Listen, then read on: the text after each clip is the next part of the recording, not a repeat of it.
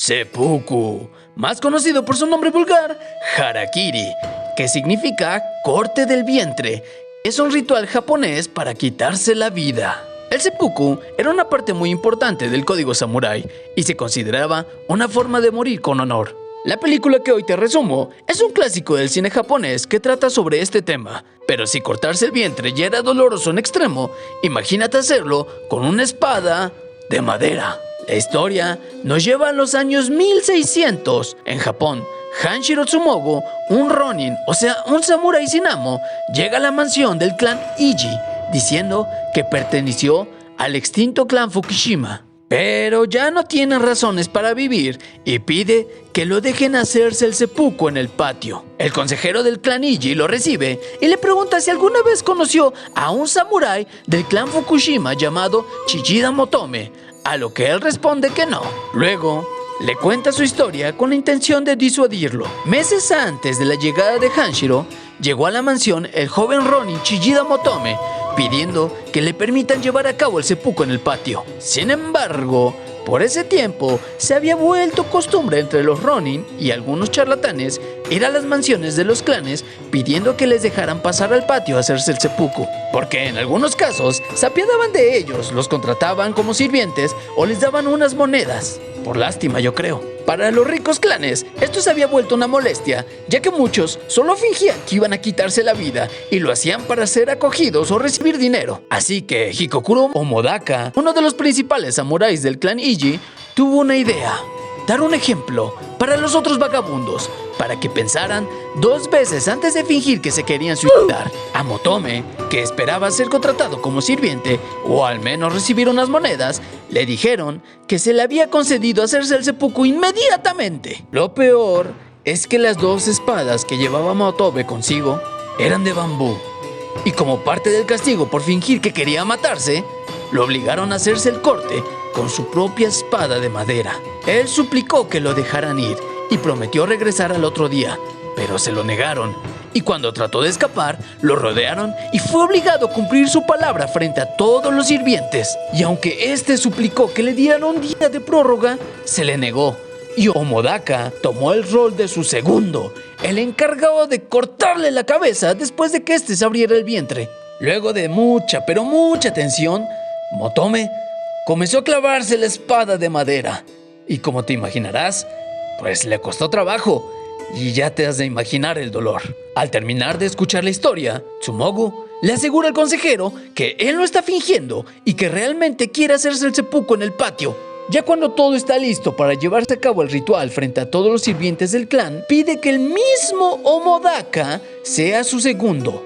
Pero le reportan al consejero que no se presentó ese día ese samurái, así que envía a que lo busquen. Mientras esperan la llegada del mensajero, Tsumogo pide contar su historia de vida para pasar el rato y les dice: lo que le sucede hoy a otros puede ser tu propio destino mañana. Ahí revela que él sí conocía a Motome y de hecho era alguien muy cercano. Antes de la caída del clan Fukushima, Tsumogo era uno de los samuráis más importantes y era padre de una niña llamada Miho. Su mejor amigo era Jinai, el papá de Motome. Y aunque vivieron tiempos de felicidad y paz, el shogun castigó al señor del clan por haber desobedecido una orden, exiliándolo y dejando a sus 12,000 sirvientes en la miseria. Jinai, avergonzado, decidió hacerse el seppuku y pidió en una carta a su mejor amigo que él no lo hiciera para que cuidara de su hijo Motome, quien entonces tenía 15 años. En ese momento, todo es interrumpido por el mensajero que fue a buscar a Omodaka y asegura que su familia dijo que estaba muy enfermo de fiebre. Así que el consejero le pide al ronin que elija a otro como su segundo. Él pide a Hayato Yasaki, pero también está ausente por enfermedad. Entonces pide a otro, Umenosuke Kawabe, y, como ya te imaginarás, tampoco está. El consejero conversa con sus allegados y descubren que los 3 samuráis que Tsumogo pidió para ser sus segundos y que faltaron ese mismo día fueron los mismos 3 que planearon la muerte de Motome. ¿Coincidencia? ¡No lo creo! Rápidamente, el ronin es acusado de ser un fraude y de no tener la intención de cometer el harakiri, pero antes de que lo ataquen, pide que le dejen terminar su historia. Y después se abrirá él mismo el vientre, o podrán matarlo ellos mismos si así lo desean. El consejero acepta y su historia continúa. Después de la disolución del clan, Tsumogu se dedicaba a fabricar sombrillas, y cuando su hija Miho creció, él le pidió a Motome que se casara con ella. Luego de casarse, tuvieron un hijo, al que llamaron Kingo, y eso dio paso a una nueva etapa de felicidad en sus vidas. Pero después de un tiempo, Miho enfermó, y Motome tuvo que vender casi todo lo que tenía para atenderla. Lo peor llegó cuando a Kingo le dio fiebre. En el estado de pobreza y desesperación en el que estaban, Motome pidió a su suegro que se quedara con su esposa e hijo mientras iba a conseguir dinero. Su plan secreto era recibir unas monedas como hacían otros Ronin, pidiéndose hacer el harakiri en el patio de algún clan. Y pues ya sabemos lo que pasó. Los 3 principales samuráis del clan llevaron el cuerpo de Motome a su casa y contaron cómo fue su final. Tsumogu lloró la muerte de su hijo adoptivo y yerno a la vez, y descubrió que este vendió sus espadas para conseguir un poco de dinero, y por eso las que llevaba eran de madera. Poco después, murió Kingo, y unos días más tarde, Miho lo siguió a la tumba. Así fue como Hanshiro Tsumogu perdió todo lo que amaba en esta vida. El Ronin les echa en cara a los presentes su actitud nefasta y les recrimina que a nadie se le ocurrió preguntarle a Motome por qué razón suplicaba por un día de prórroga. El consejero se defiende apelando al código samurái y diciendo que Motome se había vuelto loco. Tsumogu responde que cualquier hombre que lo arriesga todo por su familia merece su admiración y les pregunta qué habrían hecho ellos en su lugar. El código samurái no es más que una farsa, dice Tsumogu. Antes de proceder con el ritual, el protagonista les muestra las coletas de Yasaki, Kawabe y Hikokuro, los mejores samuráis del clan Iji, y confiesa que no los mató, simplemente les quitó las coletas, lo que implica una humillación enorme para los samuráis de la época. Él les dice que el clan Iji presume de valentía y de honor, pero no son más que una farsa, pues sus más grandes guerreros fingieron estar enfermos para que les volviera a crecer el pelo. El consejero no soporta la burla del Ronin y ordena que lo maten ya. Tsumogu, que sí tenía experiencia en la guerra, enfrenta a todos los samuráis como todo un macho. Ese es un verdadero hombre. Y derriba a algunos antes de llegar al cuarto donde el clan guardaba su preciada armadura roja. Herido, se aferra a esta como defensa y antes de que le disparen con unos rifles, la tira al suelo y finalmente se hace el seppuku. El consejero recibe las noticias de que 4 hombres murieron y 8 resultaron heridos, pero él ordena que esa información nunca se sepa en el exterior. En cuanto a los samuráis sin coleta, Omodaka se hace el harakiri, pero los otros 2 seguían escondiéndose, así que el consejero les ordena que se lo hagan también. Seppuku o harakiri es una obra maestra del cine. Su fotografía, su trama, sus actuaciones y sus diálogos son sublimes. Es una historia de venganza de samuráis. También es una crítica social que revela la hipocresía de los códigos de honor, lo injusto del sistema de castas y la indiferencia de los poderosos ante la miseria de los pobres. Tal como se los echó en cara Tsumogu a los miembros del clan Iji, ellos solo juzgaron a Motome y en ningún momento pensaron en qué motivo lo había llevado a fingir que quería suicidarse.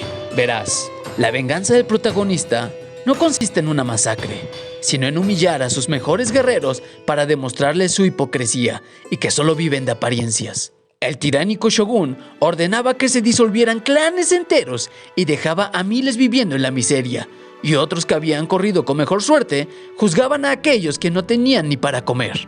¿Qué derecho tiene alguien a sentirse superior por haber nacido con más suerte que otros? Lo más fácil es señalar con el dedo. Pero si quienes juzgamos hubiéramos tenido la misma vida y las mismas experiencias que aquellos que son juzgados, probablemente actuaríamos igual.